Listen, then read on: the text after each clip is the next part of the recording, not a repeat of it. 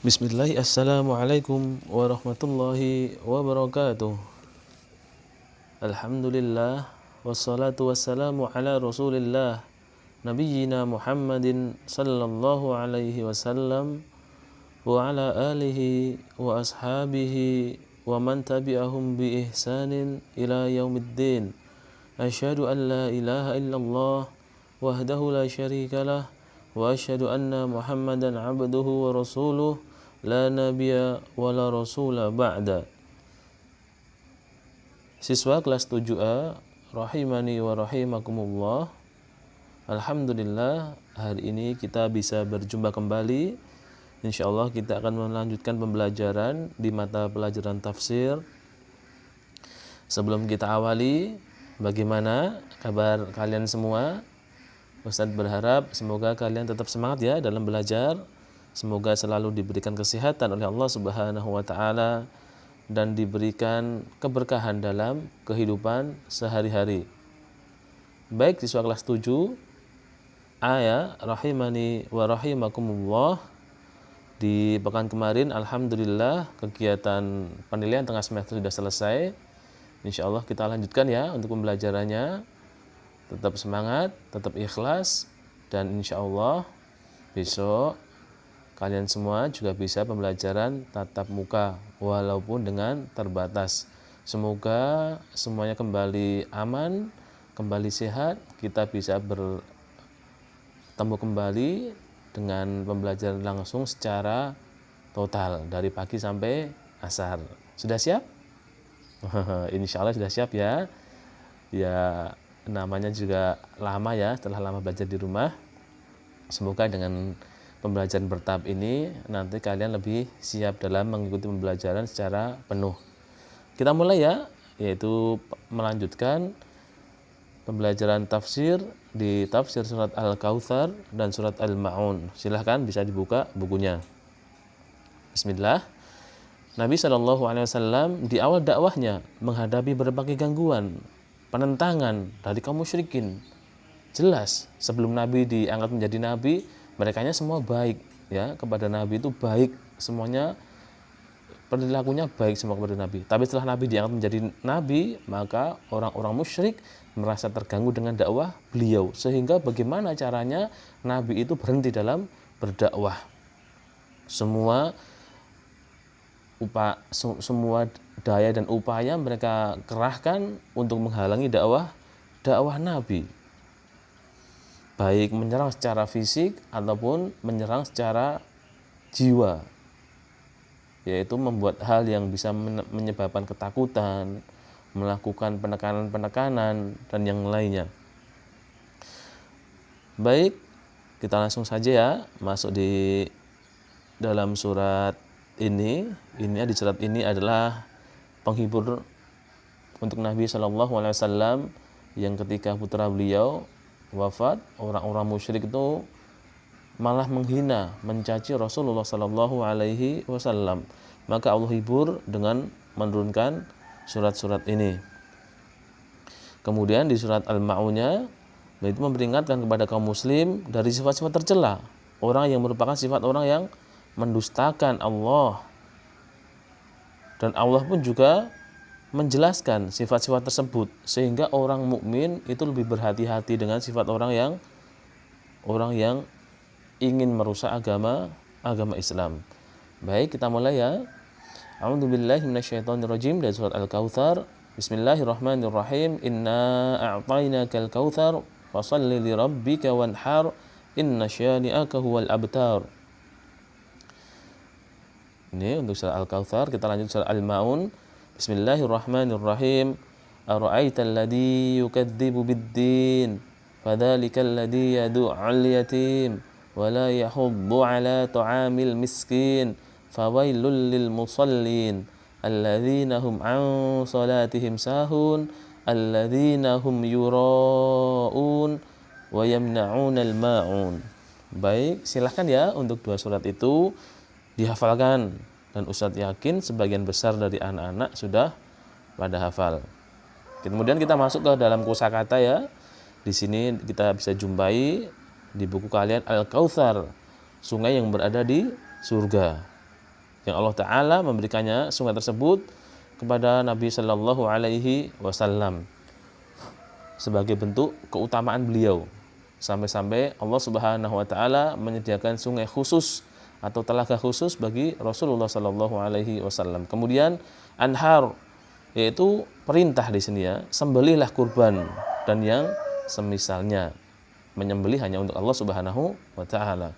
Kemudian al-yatim, tidak mempunyai ayah ya, atau tidak mempunyai bapak. Maksudnya meninggal, bukan bapaknya pergi ya. Itu ayahnya ini meninggal, tapi pada saat anak itu belum balik. Ya, anak itu belum balik tapi bapaknya sudah meninggal, itu yatim. Tapi kalau sudah tua nggak punya bapak ya wajar ya meninggal. Ya, jadi seperti itu ya, yang namanya balik, yang namanya yatim itu adalah orang yang tidak punya bapak ketika usianya belum balik. Kemudian yahuddu, menganjurkan. Kemudian sahun, orang-orang yang lalai. Yuraun, ini dari kata riya ya. Jadi orang-orang ini mengerjakan amal agar dipuji, agar dilihat orang lain. Nah, seperti itu ya. Kemudian al-maun, apa saja yang bermanfaat. Jadi al-maun adalah apa-apa saja yang bermanfaat. Kemudian kita masuk ke dalam tafsir surat Al-Kautsar. Bisa dilihat ya di buku. Ayat yang pertama ya, inna a'tayna kal kautsar. Sesungguhnya kami telah memberikan kepadamu nikmat yang banyak. Apa maksudnya nikmat yang banyak di sini? Yaitu Allah Subhanahu Wa Ta'ala telah memberikan kepada Rasulullah Sallallahu Alaihi Wasallam kenikmatan, yaitu dengan memberikan al-kautsar, telaga atau sungai yang berada di dalam surga. Ya, ini kenikmatan yang sangat besar. Fasalli li rabbika wanhar, maka dirikanlah salat karena Rabbmu dan berkurbanlah. Maksudnya yakni maka bersyukurlah atas nikmat tersebut. Allah sudah berikan telaga atau sungai di surga, Allah perintahkan untuk bersyukur. Ya, yaitu dengan apa? Dengan menjadikan salat dan sesembelihanmu serta ibadah-ibadah yang lainnya hanya untuk Allah Subhanahu Wa Ta'ala.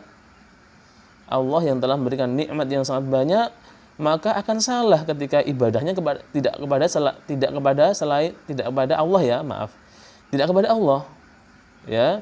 Jadi hendaknya orang yang bisa berpikir ketika diberikan nikmat yang banyak oleh Allah Subhanahu Wa Ta'ala, hendaknya dia beribadah hanya kepada Allah ya, karena selain Allah tidak bisa memberikan kenikmatan.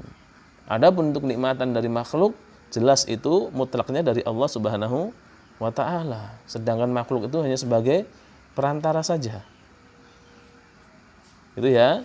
Jadi ini bentuk penekanan ibadah. Semua bentuk ibadah itu hanya boleh ditujukan kepada Allah Subhanahu Wa Ta'ala. Tidak boleh kepada selain Allah. Seandainya dia nekat diberikan kepada selain Allah, maka dia terjatuh dalam kesyirikan, dan itu adalah dosa yang paling besar. Selanjutnya, inna syani'aka, sesungguhnya orang-orang yang membenci kamu. Jadi orang-orang musyrik, orang-orang kafir yang membenci Rasulullah Sallallahu Alaihi Wasallam, mereka menghina ketika anak beliau meninggal.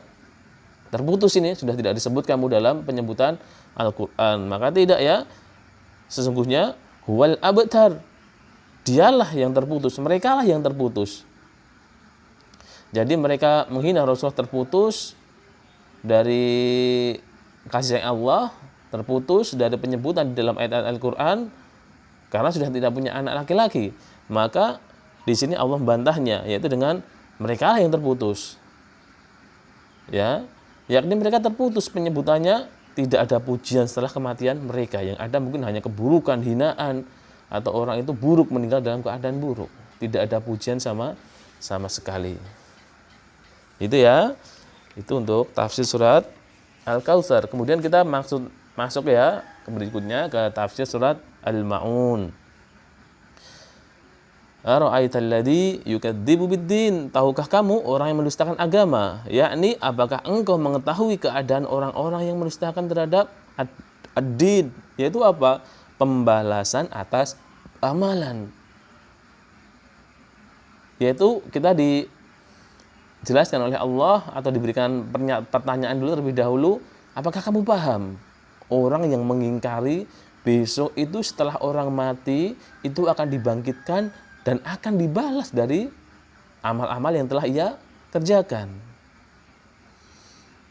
Kemudian Allah berfirman, fadalika, maka itulah, yakni orang-orang yang mendustakan ad-din adalah alladzina yadu'ul yatim, yaitu orang yang menghardik anak yatim. Maksudnya menghardik adalah menolak, menghalangi hak anak yatim. Jadi anak yatim punya hak ya untuk diberi kasih sayang, untuk diberikan harta sebagai bantuan kehidupan mereka dan yang lainnya, tapi mereka menolak atau menghalang-halanginya, mengganggu anak yatim, serta bersikap kasar dan keras, galak dengan anak yatim yang harusnya itu berlemah lembut, disayangi, tapi malah digalai, dikasari terhadapnya. Itu salah satunya sikap orang yang mendustai agama. Berikutnya apa lagi? Yaitu wala yahuddu, dan tidak menganjurkan. Tidak menganjurkan apa? Ini tidak menganjurkan kepada orang lain dan juga dia juga tidak mau melakukan ala tu'amil miskin. Ya, ala tu'amil miskin, tidak menganjurkan kepada orang lain memberi makan kepada orang miskin. Siapa orang miskin? Yaitu orang-orang fakir yang tidak mendapatkan kecukupan.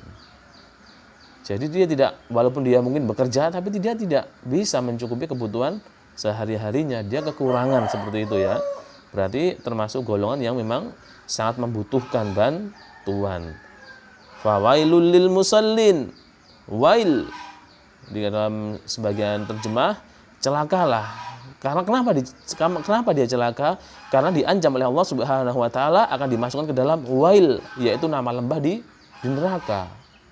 Beberapa surat ya, wailul lil mutaffifin. Itu juga termasuk wail. Nah, seperti itu ya. Ini ancaman-ancaman dari Allah Subhanahu wa taala. Yang diancam siapa? Orang-orang yang sholat. Fawailul lil musallin. Loh, orang sholat kok diancam? Yang mending enggak sholat. Tidak. Ini kita bisa ambil faedahnya, orang sholat aja diancam oleh Allah bisa masuk neraka, apalagi yang tidak sholat. Itu ya. Orang sholat yang celaka bagaimana maksudnya? Orang itu, nah, kita bisa lihat, kita nggak bisa ya putus di atas saja. Wah, berarti nek sholat celaka, nggak bisa. Harus kita hubungkan dengan ayat yang berikutnya. Alladzina hum an sholatihim sahun, yaitu orang-orang yang lalai dari sholatnya. Siapa mereka? Yaitu orang-orang yang main-main dan lalai. Main-main dan lalainya itu bisa dalam bentuk mengakhirkan waktu sholatnya, diundur-undur, nanti. Akhirnya pun waktu sholat hampir habis, baru dia sholat. Atau nanti, malah dia tidak sholat. Ya. Atau mungkin dia sholat, tapi dengan sesuka hatinya, dengan tidak memperhatikan syarat dan rukun sholat. Sholatnya cepat-cepat, sholatnya tidak ada aturannya. Nah, itu juga sama, termasuk orang-orang yang lalai di dalam sholat. Kemudian alladzina hum yuraun, dan orang-orang yang berbuat riya. Mereka mengerjakan amalan ketaatan, mungkin sholatnya bagus, mungkin ibadah-ibadah yang lainnya bagus, tapi ternyata itu diniatkan bukan karena Allah Subhanahu wa ta'ala. Bukanlah kita sudah sering dengar ya, innallaha azza wa jalla la yaqbalu minal amali illa ma kana lahu khalisan wa badughiya bihi wajhah.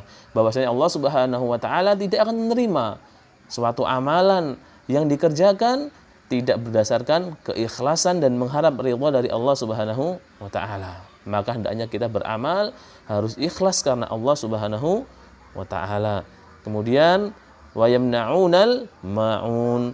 Siapa lagi yang terakhir? Dan orang yang enggan menolong dengan barang yang berguna. Maksudnya mereka menolak untuk meminjamkan apa-apa yang tidak membahayakan atau mungkin sebenarnya itu bermanfaat, tapi mereka tidak mau meminjamkan kepada orang lain, walaupun yang mereka pinjam itu hanya sebatas perabotan, tapi orang-orang yang mendustakan agama tidak mau. Mungkin erok-erok atau ompreng, perabotan rumah tangga dipinjam, nggak mau. Nah, padahal itu sangat berguna bagi orang yang meminjamnya, tapi dia tidak mau. Itu ya. Itu adalah tafsir singkat dari surat Al-Ma'un dan surat Al-Kautsar. Kemudian kita bisa baca langsung dari faidah dan kesimpulan dari dua surat ini. Yang pertama adalah di antara nikmat yang terbesar dari Allah Subhanahu wa taala yang diberikan kepada Rasulullah sallallahu alaihi wasallam adalah beliau diberikan sungai yang besar di surga atau telaga Kautsar. Kenapa itu kok ada keutamaannya apa? Seperti itu kan? Karena dari Al-Kautsar atau telaga Kautsar yang diberikan kepada Rasulullah sallallahu alaihi wasallam memiliki kelebihan yang sangat luar biasa. Airnya putih, lebih putih daripada susu. Rasanya manis, lebih manis daripada madu. Barang siapa yang meminum air tersebut satu tegukan saja, maka dia tidak pernah merasakan haus lagi selama-lamanya. Masya Allah ya, luar biasa ya. Minum cuma gelegek saja, sudah tidak pernah haus lagi. Yang pertama. Yang kedua, wajib bagi setiap muslim untuk mengikhlaskan semua jenis ibadah seperti sholat, menyembelih kurban, hanya kepada Allah Subhanahu wa taala, dan ibadah-ibadah yang lainnya ya di sini ya, tidak sebatas dua ibadah itu, tapi semua ibadah hanya ditujukan kepada Allah Subhanahu wa taala. Maka dia tidak sholat kecuali untuk Allah, dia tidak menyembelih kecuali untuk Allah, dan dia tidak berdoa kepada sesuatu pun selain kepada Allah Subhanahu wa taala. Yang ketiga, sesungguhnya Allah Subhanahu wa taala tidak suka kepada orang yang tidak menyayangi atau berlemah lembut kepada anak yatim. Ya kan? Berarti perintahnya apa? Kita harus menyayangi dan berlemah lembut kepada anak yang yatim. Dan tidak berbuat baik kepada orang miskin. Ini Allah juga nggak suka. Maka kita diperintahkan untuk berbuat baik kepada orang yang miskin. Dengan memberikan sebagian rezeki dari Allah Subhanahu wa taala, kita bantu mereka. Kemudian yang keempat, termasuk meremehkan sholat, yaitu tidak mengerjakan sholat pada waktunya. Dia tidak punya alasan, tidak punya udzur, tidak punya kepentingan yang sangat mendesak, tapi dia nggak mau mengerjakan sholat pada waktunya. Ini termasuk meremehkan sholat atau meninggalkan sebagian sholat. Wah, subuh ini berat, dingin, ngantuk, nggak usah sholat lah. Nanti sholatnya pas baru pengen aja. Nah, nggak bisa. Ataupun sholat tadi, sholat yang tidak memperhatikan syarat dan rukunnya, sehingga sholatnya tidak ada aturannya. Maka sungguh Allah Ta'ala akan menghukum seorang karena meremehkan sholatnya. Kalau dia sholat dengan sebaik mungkin, insya Allah juga tidak termasuk orang yang celaka. Yang kelima, sesungguhnya Allah Subhanahu wa Ta'ala menerima amalan yang dikerjakan seorang hamba, tidak menerima ya. Jadi yang diterima adalah yang ikhlas. Sedangkan kalau dia riya untuk mencari pujian manusia, maka amalannya tidak diterima oleh Allah Subhanahu wa Ta'ala. Dan yang terakhir, termasuk berbuat baik kepada manusia, yaitu bermuamalah yang baik terhadap manusia dengan meminjamkan. Ini kan tolong menolong berarti kepada mereka apa yang mereka butuhkan. Ada seseorang yang butuh pertolongan kita, pinjam ini, pinjam itu, kalau kita punya silahkan kita bantu, selama hal itu tidak membahayakan, tidak untuk berbuat kemaksiatan. Demikian ya siswa kelas 7A rahimani wa rahimakumullah, pembahasan kita dalam tafsir surat Al-Kautsar dan surat Al-Maun. Semoga dari apa yang kita pelajari bermanfaat untuk dunia dan akhirat kita. Insya Allah kita lanjutkan untuk pertemuan yang berikutnya. Dan nanti seperti biasa akan ada latihan, silahkan bisa dikerjakan. Sekian dulu, semoga bermanfaat. Ustadz akhiri, subhanakallahumma wa bihamdika asyhadu an la ilaha illa anta astaghfiruka wa atubu ilaik. Walhamdulillahi rabbil alamin. Wassalamualaikum warahmatullahi wabarakatuh.